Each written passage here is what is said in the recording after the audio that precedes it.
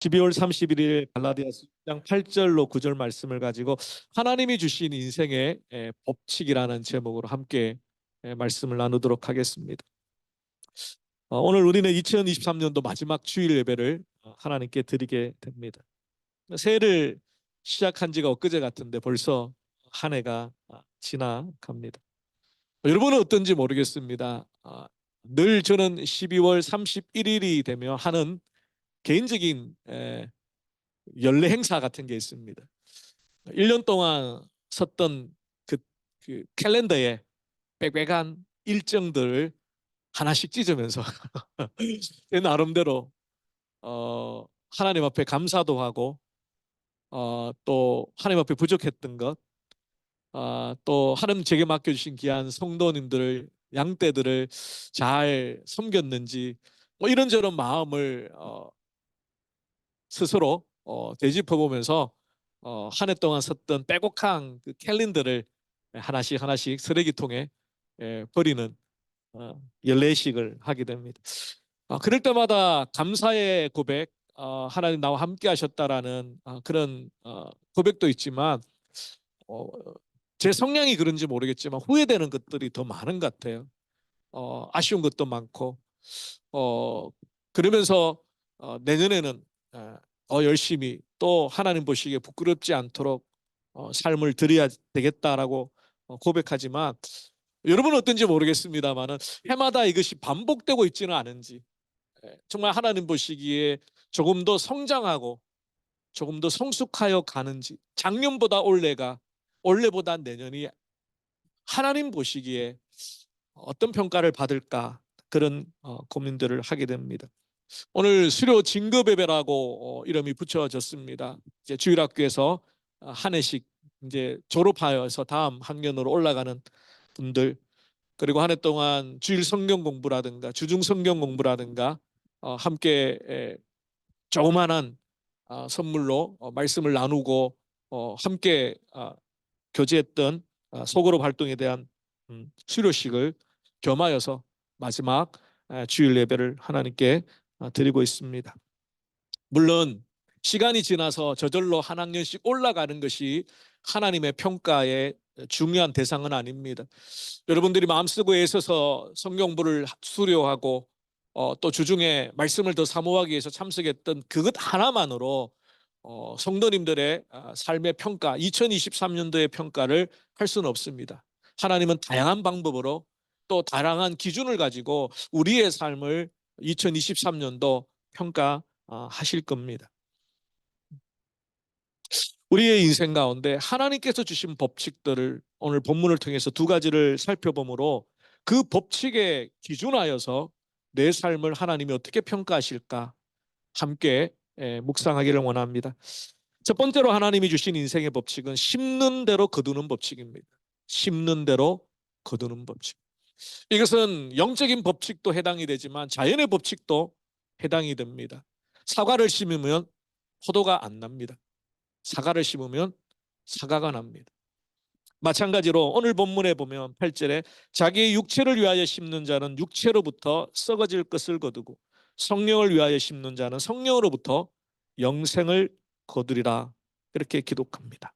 바울은 우리의 삶을 열매와 관련하여서 연결시키고 있습니다. 그죠? 썩어질 것을 거둔다, 추수한다, 하베스트. 영생을 하베스트, 거둔다. 무엇을 심고 무엇을 거두느냐, 그것이 그 인생을 평가하는 하나님의 기준입니다. 하나님은 우리가 얼마나 많은 돈을 벌었는지, 얼마나 비싼 집을 사고 있는지, 얼마나 좋은 차를 타고 있는지를 가지고 천국에서 평가하지 않습니다. 물론 좋은 차, 좋은 집, 좋은 뭐 새 것, 비싼 것 다 좋죠. 그것을 제가 부인하는 것은 아닙니다. 다만 세상의 평가가 아니라, 사람들의 평가가 아니라 하나님은 과연 우리를 무엇으로 평가하실 것인가? 바울은 우리의 삶이 열매라고 말합니다. 1년 동안 무엇을 심었는가, 누구를 위하여 무엇을 심었는가, 그것이 하나님께서 우리를 판단하시는 평가의 기준이 된다고 합니다. 짧게는 하루를 심습니다. 길게는 한 달을 심습니다. 길게는 1년을 심습니다. 우리는 2023년도 1월 1일부터 12월 31일까지 하나님의 관점에 봤을 때는 끊임없이 무엇인가를 심었습니다. 사랑도 심었고요. 말씀의 열매도 말씀도 심었고, 그리고 여러분이 원하는 삶의 목표와 기준을 가지고 최선을 다하여서 열심히 무엇인가를 심었습니다. 그리고 그 최종의 마지막 열매는 우리의 whole life, 전생애가 하나님 앞에 올려지는 열매라는 겁니다. 그런데 여기에는 딱 두 가지 종류의 열매밖에 없습니다. 육체를 위하여 심어서 썩어질 것을 얻는 것과 성령을 위해 심어서 영원한 생명을 얻는 것. 동일한 법칙입니다. 육체를 위하여 심으면 육체로부터 썩어질 것을 거두고, 성령을 위하여 심으면 성령으로부터 영생을 얻게 됩니다. 똑같죠? 심은 대로 거둔다. 심은 대로 거둔다.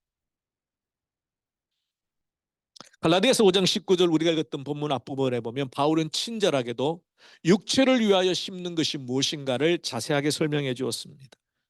육체의 일은 분명하니, 이 분명하다는 말은 성령으로 거듭난 하나님의 백성은 이것이 헷갈리지 않는다는 뜻입니다. 세상 사람들은 이것이 헷갈립니다. 이게 육체의 일인지 썩어질 것을 얻는 헛된 일인지 헷갈립니다. 그러나 성령으로 거듭난 하나님의 백성들은 육체의 일을 분명하게 압니다. 음행과 더러운 것과 호색과 우상숭배와 주술과 원수 맺는 것과 분쟁과 시기와 분냄과 당짓는 것과 분열함과 이단과 투기와 술 취함과 방탕함. 근데 이것은 바울이 그냥 뭐 아무렇게나 썼는 게 아니라 항목으로 이렇게 카테고리를 나누어 줄 수 있습니다. 첫 번째는 성적인 타락과 관련된 부분입니다. 음행, 더러운 것, 호색. 두 번째는 영적 타락과 관련되어 있습니다. 우상숭배, 주술, 이단. 세상 사람들은 연말을 되면 내년에 토정비결, 내년 운세 봅니다. 혹시 우리 새가족들 중에 아직 초신자들 중에 재미로라도 심심풀이라도 토정비결이라든가 내년 운세 인터넷에 보면 오늘의 운세, 내년의 운세 뭐 이런 게 나오죠. 보시면 안 됩니다. 재미로라도 보지 마시기 바랍니다. 하나님의 백성들은 하나님께서 이끌어 가시고 매 순간순간마다 하나님이 동행하시고 하나님께서 너는 내 자녀야, 너는 내 소유야 라고 붙들고 가시기 때문에 세상 사람들이 보는 것 같은 그런 토정비결이나 내년의 운세, 8월에 물 조심하고 10월에 눈 조심하고 그런 또 이 보면요, 저도 물론 이제 옛날에 봤습니다. 재미로 그럴듯해요. 그리고 그걸 괜히 막 믿게 돼요. 그래서 동쪽으로 가면 귀인을 만난다. 괜히 동쪽으로. 우리는 하나님의 전적인 인도하심, 우리의 삶을 이끌어 가시는 살아계신 하나님의 전적인 절대 주권을 믿기 때문에 우리의 조그만 생각이라도 이 목사님 그 재미로 보는 건데 라도 그 틈을 주지 마셔야 합니다. 이미 보신 분이 계시다면 회개하시고 그것을 믿지 마시기를 바랍니다. 하나님만 바라보시기를 바랍니다. 그 다음에 인간관계와 관련된 거죠. 원수 맺는 것, 분쟁, 시기, 분냄, 당짓는 것. 그 다음에 네 번째 카테고리는 자기 절제와 관련되어 있습니다. 투기와 술 취함과 방탕. 그렇습니다. 바울은 육체의 일은 분명하다고 말합니다. 하나님의 백성들은 성령께서 그것을 깨닫게 하시고 그것이 육체를 위하여 심는 허탄한 일이라는 것을 알려주시기 때문에 절대로 헷갈릴 수가 없습니다. 다만 순간적으로 성령의 소욕보다 육신의 소욕이 앞설 때에 나도 모르게 육체의 일을 하게 됩니다. 그러나 성령께서 깨닫게 하여 주시죠. 회개케 하여 주시죠. 아니야, 그 길로 가면 안 돼. 아니야, 그것은 잘못된 것이야. 성령께서 여러분의 마음을 심란하게 만드는, 바로 그것이 성령께서 말할 수 없는 탄식으로 하나님의 백성을 떠나지 아니하시고 우리가 죄악의 길을 선택할 때, 우리가 연약한 잘못을 범할 때에 내 속에서 뿌릴 듯이 안타까움으로 우리를 위하여 중보하시는 성령의 탄식이기 때문입니다. 그것이 느껴지고 그것이 깨달아질 때는 다시 회개하고 돌이켜 나가야 합니다. 성령을 위하여 심는 자는 성령으로부터 영생을 얻게 됩니다. 성령을 위해 심는다는 의미는 내 삶을 성령의 인도하심에 민감하게 맡기고 순종하는 것. 이것을 할까 저것을 할까, 이것이 죄가 될까 안 될까, 이게 하나님 기뻐하실까 안 하실까 라고 고민될 때에 성령 하나님의 민감한 음성에 내 귀를 열고 내 마음을 열고 그것을 따라가는 것, 그것이 바로 성령을 위해 심는다는 뜻입니다. 우리의 신앙생활은 저절로 되는 것은 없습니다. 훈련이 필요합니다. 결단이 필요합니다. 노력이 필요합니다. 우리의 육체는 자꾸만 게을러지도록 세팅이 되어 있습니다. 죄로 말미암아 타락한 이후에 아담과 하와가 선악과를 먹고 하나님의 말씀에 불순종하여 에덴 동산에 쫓겨나고 난 이후에 죄의 DNA가 우리 속에 담겨져 있습니다. 그래서 평탄한 길, 쉬운 길, 그리고 점점 게을러지고, 그래서 성령께서 우리 안에서 계속해서 그것을 깨닫게 하여 주시고, 하나님의 성령의 은혜로 육신의 것들이 아니라 세상의 것들이 아니라 성령의 은혜로 인한 하나님의 말씀, 하나님과 교제하는 기도의 끈, 하나님의 백성들을 섬기는 기쁨과 즐거움, 주님을 알지 못하는 영혼들을 향하여 예수 그리스도의 복음을 전하는 그 축복의 통로가 되는 기쁨, 이런 것들을 조금씩 느끼게 만들어 주신, 그것은 그냥 저절로 되는 게 아닙니다. 기도의 시간을 짜내야 됩니다. 말씀 앞에 나오는 시간이 필요합니다. 주중에 성경부를 하기 위해서 나오시는 것 쉽지 않습니다. 일상에 바쁜 일들이 있습니다. 그러나 말씀 앞에 나오기 위해서 우선순위를 갈아치워야 됩니다. 큐티를 하시기 위해서 아침에 30분 더 일찍 일어나셔야 됩니다. 그런 것 없이 그냥 어쩌다가 저절로 되리라 없습니다. 심은 대로 어떻게, 육체를 위하여 심으면 육체를 위하여 허탄한 것일 거다. 성령을 위하여 심으면 성령으로부터 영생을 위하여 어떻게 돼? 성령을 위해 심는 가장 중요한 방법은 말씀과 기도입니다. 사실 말씀과 기도는 동전의 양면과 같아요. 이 말씀과 기도가 밸런스가 무너지면 안 됩니다. 기도 생활은 하지 않고 말씀만 머릿속에 가득 차게 되면 지적인 영적인 교만이 오게 됩니다. 말씀을 통하여 하나님 앞에 내 모습을 비춰봐야 내 눈에 있는 들보를 바라보게 됩니다. 다른 사람들의 눈에 있는 티가 아니라, 기도 없는 말씀의 생활, 말씀의 지식들이 탁월했던 사람이 예수님 당시에 책망받았던 종교 지도자들이었습니다. 바리새인과 서기관들, 제사장들, 그들은 율법의 말씀을 통달하였기 때문에 물론 기도 생활도 했습니다. 사람에게 보이려고, 사람들이 많이 보이는 시장 어귀에 기도 시간을 맞추어서 의도적으로 하루에 3번 하는 기도의 시간을 맞추었습니다. 그 많은 사람들 앞에서 기도하는 그 종교 지도자들 보고 이스라엘 백성들이 존경을 했습니다. 와, 대단하시다. 야, 하나님과 직통교제를 하는 기도의 사람. 예수님의 보기에는 회칠한 무덤이었죠. 그리고 책망하셨습니다. 말씀이 없이 기도만, 그런 분들이 있습니다. 말씀은 덮어놓고 믿습니다. 펴놓고 믿어야 됩니다. 말씀 덮어놓고 믿으면 안 됩니다. 펴놓고 믿으셔야 됩니다. 말씀이 없이 기도만 하다 보면 이제 신비주의에 빠지게 됩니다. 그것도 역시 교만으로 가게 됩니다. 기도 몇 시간 했어? 3시간, 4시간, 1시간, 2시간. 그것으로 사람을, 신앙을 평가합니다. 그리고 자칫 잘못하다, 말씀의 그울에 자신의 영적인 모습이 비춰지지 않으니까 이제는 혼자서 온 신령한 세계를 다 다닙니다. 말씀과 기도 없이는 성령을 위해 심을 수 없습니다. 하나님 말씀을 읽고 묵상하며 그 말씀을 붙들고 하나님과 대화하는 기도의 시간이 없다. 우리는 성령을 위하여 무엇을 심어야 될지, 내가 지금 어떤 방향으로 가고 있는지 알지 못합니다. 이것은 단순히 교회를 위하여 봉사라는 의미는 아닙니다. 우리의 일상 가운데 하나님이 기뻐하시는 매 순간의 삶을 살기 위하여 말씀과 기도의 끈을 붙들고 올바른 방향과 목적을 향하여 내가 가고 있는지 우리를 돌아보아야 합니다. 매일매일.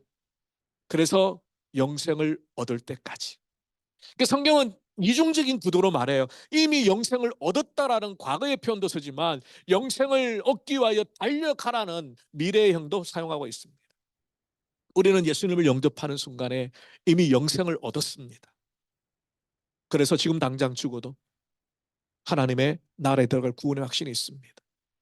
그렇지만 오늘 본문의 말씀처럼 날마다 성령을 위하여 심음으로 2023년, 2024년, 2025년 그 언제가 될지는 모르겠지만 계속해서 성령의 은혜로 심다 보면 마지막 성령의 열매, 바로 영원한 생명을 얻게 됩니다. 그때까지, 그 최후의 승리를 얻을 때까지 우리는 끊임없이 성령으로 심어야 합니다.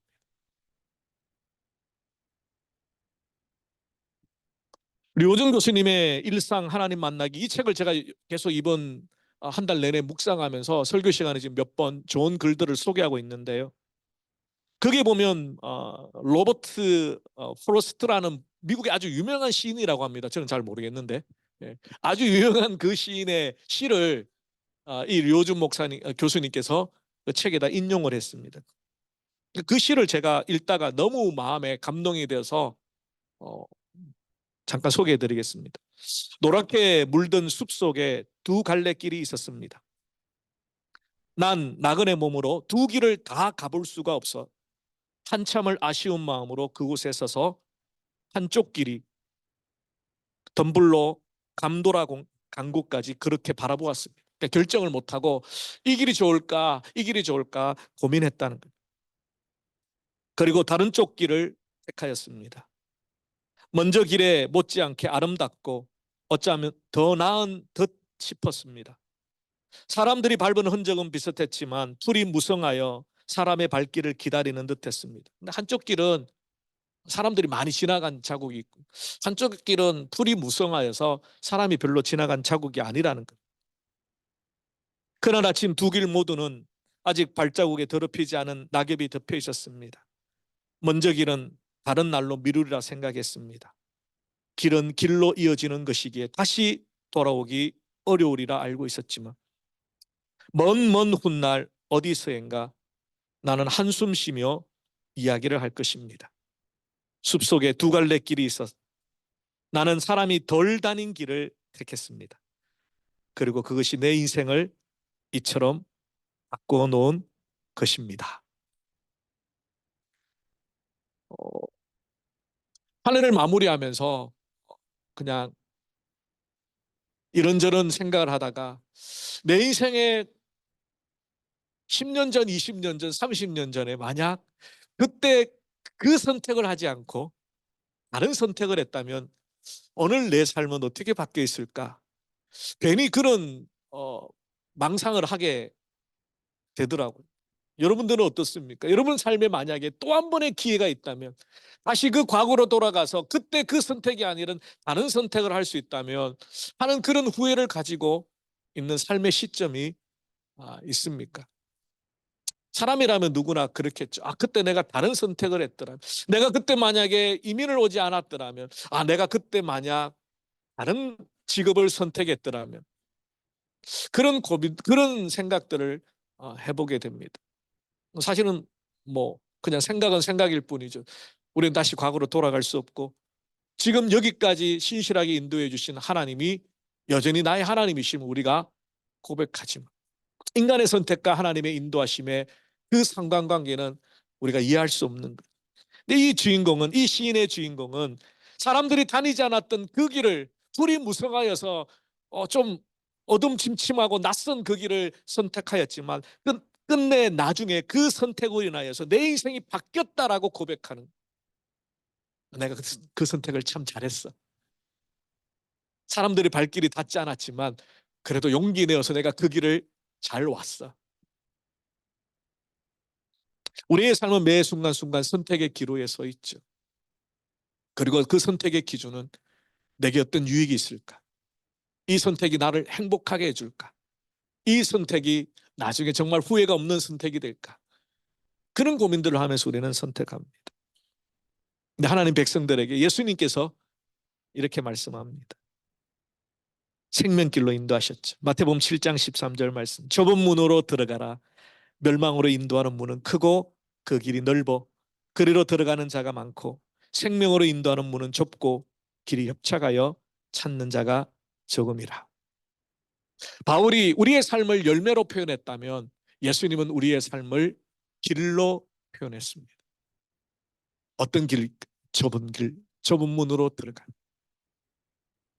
여러분 2023년도 너무너무 수고 많으셨습니다. 하나님 앞에서 그런데 이런 질문을 한번 드려보시길 바랍니다. 나는 육체를 위하여 심었는가? 아니면 성령을 위하여 심었는가? 내가 열심히 수고하고 해서 심었던 그것들이 허탄한 열매로 사라질 것들인가? 아니면 하나님의 영생을 이루는 열매가 될 것인가? 두 번째로 하나님이 주신 법칙은 때가 되면 거두는 법칙입니다. 가끔씩 우럴스에 뭐 복숭아나 뭐 사과나 이런 걸 사서 겉으로 볼 때는 다 익었는 것처럼 보여요. 한 입 꽉 깨물면 경상도 말로 새가로 보여요. 새가로. 제가 이게 신 것을 잘 못 먹거든요. 신 것. 얼마나 인상이 막 찌푸려. 겉으로 볼 때는 다 익었는 것 같아요. 그리고 똑같이 우럴스에서 샀는데 어떤 거는 달아요. 어떤 것은 아직까지. 오늘 본문 9절에 보니까 우리가 선을 행하되 낙심하지 말지니 포기하지 아니하면 때가 이름에 거두리라. 하나님이 우리 인생에 주신 두 번째 법칙은 반드시 하나님의 때가 되면 거둔다는 겁니다. 이것은 그 때가 우리 인간의 때와 내 생각의 때와 내 계획의 때와 다르지만 하나님께서 우리가 육신을 위하여가 아니라 성령을 위하여 심은 그 어떤 것도 반드시 때가 되면 열매를 거두게 하신다는 겁니다. 여기서 선이라는 것은 그저 착한 일, 도덕적 윤리적인 일이 아니라 성령을 위하여 심는 것을 말합니다. 우리가 선한 의도와 목적을 가지고 성령을 위하여 심는다라고 말하지만 적극적인 열매가 없을 때가 있습니다. 여러분이 정말 기도하며 하나님 앞에 마음의 소원을 올려드리며 하나님의 영광을 위하여 심었던 그 일들이 내 눈앞에 적극적각 열매 맺지 못하는 일이 있습니다. 아마 여러분 2023년도, 2024년도를 넘어가면서 아직까지 풀리지 않는, 아직까지 해결되지 않는 문제, 하나님 앞에 기도의 제목, 내가 열심히 올 한 해 심었는데 열매처럼 내 눈앞에 짠 하고 나타나지 않는 여러 가지 일, 아마 그런 것들이 여전히 남아있을 겁니다. 그런데 하나님께서 이렇게 말씀합니다. 낙심하지 말라. 선을 행하되 낙심하지 말자. 포기하지 아니하며 그것을 그만두지 않으면, 그만두는 걸 그만두면 때가 되면 거두리라. 여러분 잘 아는 것처럼 때라는 헬라어에는 두 가지가 있습니다. 카이로스가 있고, 크로노스가 있고 카이로스가 있습니다. 오늘 본문에 사용되어진 때는 카이로스입니다. 크로노스는 모든 사람에게 동일하게 주어지는 24시간. 그러니까 물리적인, 객관적인 시간. 그런데 카이로스는 아, 하나님께서 우리의 삶을 이끌어 가시고 창세기 1장에서 하나님이 태초에 in the beginning 시간을 창조하신 시간의 주인이신 그분께서 이루어 가시는 하나님의 타임 테이블이 있습니다. 그것이 때입니다. 그러니까 이 헬라어에는 성경이 헬라어로 신약이 헬라어로 기록되어 있는데 공교롭게도 이 헬라어에는 이 시간의 개념을 나타내는 이 물리적인 시간과 주관적인 시간의 개념이 똑같이 사용되어지고 있고 바울은 의도적으로 이 때를 24시간 딱 지나면 한 달이 딱 지나면 1년이 딱 지나면 나는 개념의 시간이 아니라 하나님의 관점으로 하나님께서 이루어 가시는 주관적인 시간으로 이 단어를 사용하고 있습니다. 이것은 하나님의 주권 아래에 있는 시간. 우리가 열심히 노력하고 계획하고 최선을 다하지만 하나님의 허락이 있어야 돼. 하나님이 인정하시는 때가 있어야 돼. 여러분 부모님의 구원을 위해서 기도하시는 성도님들 계시죠? 자녀의 신앙 회복을 위해서 기도하시는 분 계시죠? 또 무엇인가 하나님 앞에 오랫동안 마음에 품으면서 나의 사업과 나의 비전과 나의 학업과 진로를 위해서 기도하는 제목이 있죠. 또 저는 교회를 위해서 또 우리 많은 주님의 일꾼들이 우리 제자 교회를 위해서 기도하는, 오랜 시간 기도하는 기도의 제목들이 있습니다. 그것은 하나님의 때가 차야 합니다. 어쩌면 누가 말했던 것처럼 우리의 눈물의 양이 차야 되는 때가 있습니다. 하나님께서 즉각 주실 수도 있지만 그 기도의 제목을 통하여 하나님 앞에 더 의지하게 만든, 이 문제를 하나님께서 해결해 주셔야 한다라는 강한 신뢰와 믿음으로 하나님 앞에 나올 때, 하나님 때가 되면 낙심하지 말지니, 때가 되면 하나님의 때가 분명히 있다라고 말씀합니다. 그것을 믿기 때문에 우리는 포기하지 않고 낙심하지 않습니다. 시편 126편 6절에도 똑같은 말씀이 기록되어 있습니다. 울며 씨를 뿌리러 나가는 자는 반드시 기쁨으로 그 곡식단을 가지고 돌아오리라. 시편 126편은 포로 귀환의 배경을 가지고 있습니다. 학자들은 이 시편 126편이 포로 귀환이 진행되어져 가고 있는 가운데 아직 완성되지 않는 시점. 그러니까 포로 귀환은 1차, 2차, 3차 계속해서 시간의 인터벌을 두고 포로 귀환이 일어났습니다. 바벨론으로 잡혀갔던 이스라엘 백성들이 하나님의 절대적인 주권의 역사로 이방 왕의 마음을 움직이셔서 포로 귀환의 역사가 일어납니다. 그래, 너희 고향으로 돌아가, 성전 다시 재건해, 성벽 다시 지어, 그런 역사들이 일어나게 됩니다. 그것을 이제 막 시작하면서 시편 126편의 기자가 하나님 앞에 고백합니다. 울며 씨를 뿌리러 나가는 자는 반드시 기쁨으로 그 곡식단을 가지고 돌아오리라. 포로 생활이 얼마나 힘들고 어려웠습니까? 그러나 이제 포로 귀환의 역사가 시작이 되면서 그거하고는 비교할 수도 없는, 울며 씨를 뿌리는 것과는 비교할 수도 없는 기쁨의 단을 거두리라는 소망을 가지고 그들은 포로 귀환의 순찰을 기다리고 있습니다. 그렇습니다. 우리가 성령을 위하여 심는 것은 결코 쉬운 일이 아닙니다. 울며 씨를 뿌리는 혹독함이 있어야 합니다. 안전함이 있어야 됩니다. 기대감이 있어야 됩니다. 소망이 있어야 됩니다. 이것을 지금은 씨앗, 눈에 보이지 않는 큰 씨앗이지만 하나님께서 자라게 하시고 열매 맺게 하시고 그것을 기쁨으로 안을 얻게 하려 주시리라. 하나님의 뜻과 하나님의 때가 있습니다. 이것이 하나님의 뜻에 합한지, 이것이 하나님의 때에 합한지, 그 뜻과 때만 맞으면 여러분이 구하는 어떤 것도 하나님께서 응답해 주십니다. 그래서 말씀합니다. 너희가 얻지 못하면 구하지 않으면, 그럼 구하십시오. 2024년도에는 하나님의 때와 뜻을 따라 구하였습니다. 낙심하지 말지니 때가 되면 하나님께서 기쁨으로 단을 거두어 주시리라. 그 약속의 말씀을 붙들고 그 약속의 말씀으로 서로 격려하며 2024년도를 아름다운 열매 맺는 그런 주님의 백성으로 승리하기를 원합니다. 말씀을 정리하겠습니다. 사랑하는 성도 여러분, 하나님께서 주신 1년이라는 선물이 다 지나갔습니다. 어쩌면 우리는 하루하루 살아간다라고 표현하지만 하나님이 정하신 마지막 때를 향하여 하루하루 죽어가고 있는 거죠. 이 오늘 하루는 또 지나가면 다시 돌아오지 않습니다.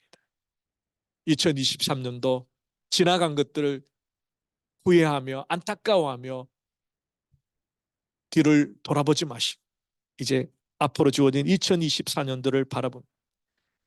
하나님을 위하여, 육체에 없어질 것들을 위하여 심지 말고 아름다운 열매로 돌아올 것들을 위하여 심으시기를 바랍니다. 성령을 위하여 심고 성령을 위하여 거두며 그 한 해가 이제 하나님 앞에 드려지는 영생의 열매로 서는 그날까지 눈앞에 열매가 보이지 않는다고 낙심하거나 절망하지 않고 이 기도 포기하지 않고 이 마음의 소원 꺾지 말고 때가 되면 거두리라 약속하신 하나님의 두 번째 법칙을 믿음으로 기억하며 2024년 한 해도 승리하시기를 주님의 이름으로 축원합니다. 기도하겠습니다. 살아계신 주님 감사합니다. 2023년도 한 해를 우리와 함께하여 주셔서 많은 것들을 심고 또 많은 것들을 거두고 또 우리의 평생의 삶 가운데 그 열매를 기대하며 2024년도를 바라봅니다. 한 해 동안 수고하고 애쓰신 우리 모든 성도님들을 주님 위로하여 주시고 그 마음 가운데 참 평안을 주시되 주님 우리가 하나님 앞에 무엇을 심었는가 그리고 무엇을 하나님께 열매로 올 한 해 드릴 수 있을까 우리의 자신의 모습을 돌아보며 내년에는 더욱더 성장하고 성숙하는 열매로 우리의 삶을 하나님께 드릴 수 있도록 도와주시옵소서. 여전히 기도하고 있고 여전히 간절히 바라고 여전히 소망하지만 열매가 없는 것처럼 텅 빈 마음으로 주님 앞에 이 예배 자리에 있는 주의 자녀들이 있습니까? 여전히 기도의 제목을 가지고 근심하며 하나님 앞에 눈물로 기도하는 제목을 가진 주의 자녀들이 있습니까? 낙심하지 말지니, 포기하지 말지니, 때가 되면, 하나님의 때가 되면 반드시 기쁨으로 단을 거두리라. 그 약속의 말씀 붙들고 2024년도도 하나님 앞에 그 기도의 제목을, 그 마음의 소원을 올려드리면 우리의 평생의 삶 가운데 반드시 그 열매를 하나님께 올려드리는 복된 성도님들 될 수 있도록 주님 축복하여 주시옵소서. 다시 한번 감사 올리며 예수 그리스도의 이름으로 기도 올리옵나이다. 아멘.